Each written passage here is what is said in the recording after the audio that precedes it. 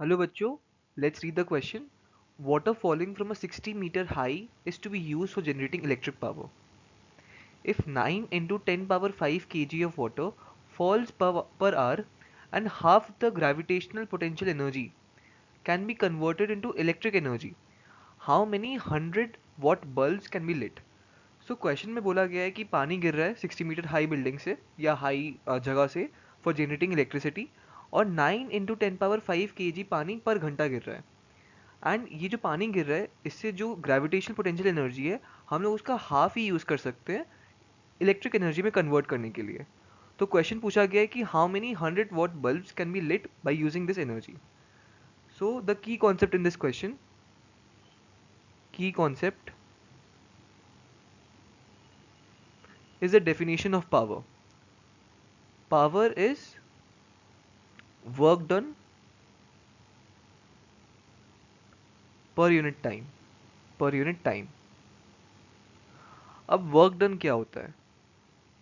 Work done, work done in case of conservative forces. हम लोग conservative forces की बात क्यों कर रहे हैं इस क्वेश्चन में? बिकॉज यहाँ पे ग्रेविटेशनल पोटेंशियल एनर्जी है और gravitational potential energy basically gravitational force एक कंजर्वेटिव फोर्स है and work done by conservative force is basically equal to work done by conservative force by conservative force. This is equal to change in potential energy, potential energy. तो यहाँ पे potential energy किसकी है? Gravitational potential energy है। अब gravitational potential energy initially तो zero होती है, ये हम लोगों ने अज्यूम कर लिया इनिशियली जीरो है and finally it would be mgh minus zero, that is mgh only.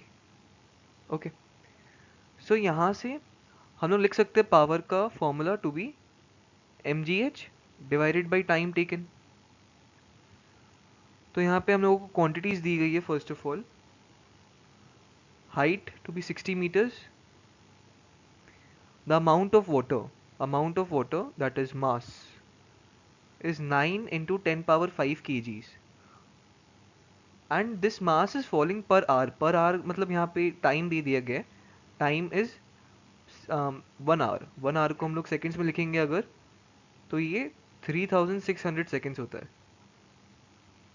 Okay, and हम लोगों को बोला गया है जो एनर्जी से प्रोड्यूस हो रही है उसकी half of that energy is being used.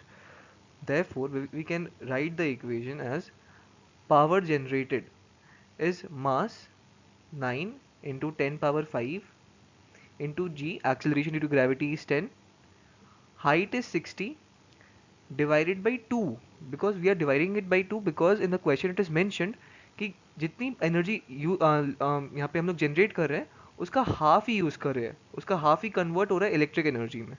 सो हम लोगों ने डिवाइड बाई 2 किया इनटू टाइम। अब ये जो मास ऑफ वाटर है ये पर घंटा इतना पानी गिर रहा है, तो पर घंटे के हिसाब से we can divided by 3600। Now if we will solve this, तो 60 divided by this is 60 over here, 0 we will cut over here। इसको फर्दर अगर हम लोग सॉल्व करेंगे तो this comes out to be P is equal to 3 into 10 power 5 divided by 4। On further solving this, power comes out to be 3 into 10 power 3 into 25, जो कि होता है 75 into 10 power 3 वॉट। तो इतनी पावर जनरेट हो रही है because of the water falling, इतना पावर हम लोग के पास है ऑलरेडी। अब क्वेश्चन में बोला गया है कि हम लोग के पास 100 watt बल्ब्स है, 100 watt बल्ब्स। तो हम लोग में क्वेश्चन में पूछा गया है कि कितने बल्ब्स हम लोग जला सकते हैं with the help of the power generated. तो let the number of bulbs be x, let x be the number of bulbs,